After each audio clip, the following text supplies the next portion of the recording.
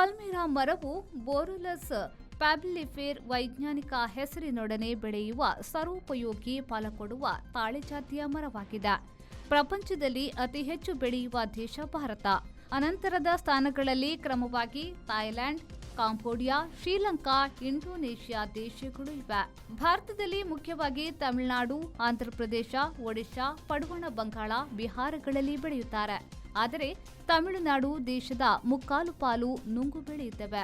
ಈ ಮರ ಆ ರಾಜ್ಯದ ಚಿಹ್ನೆಯಾಗಿದೆ. ಇದರ ಫಲ ಎಳೆನೀರಿಗಿಂತ ಮಿಗಿಲು ಸಾಕಷ್ಟು ಪೋಷಕಾಂಶ, ಜೀವಸತ್ವಗಳನ್ನು ಹೊಂದಿದೆ. 90% ನೀರಿದ್ದು ಬೇಸಿಗೆಯಲ್ಲಿ ಬಹು ಸೂಕ್ತ. ಇದರ ಹಣ್ಣು ಮಾವಿಗಿಂತ ರುಚಿ. ಇದರ ಮೊಳಕೆ ಅದ್ಭುತ ಪರಿಹಾರ. ಇದರ ರಸದಿಂದ ಹೆಂಡ ಮಾಡಬಹುದಾದ್ರೂ ಅದಕ್ಕಿಂತ ಹೆಚ್ಚಾಗಿ ಬೆಲ್ಲ, ಕಲ್ಲು ಸಕ್ಕರೆ ಇತ್ಯಾದಿ ಮಾಡಬಹುದು. ಇದರ ಮರ, ಬೇರು, ಎಲೆ ಎಲ್ಲವೂ ಒಂದಲ್ಲ ಒಂದು ರೀತಿ ಉಪಯೋಗಕ್ಕೆ ಬರುತ್ತದೆ.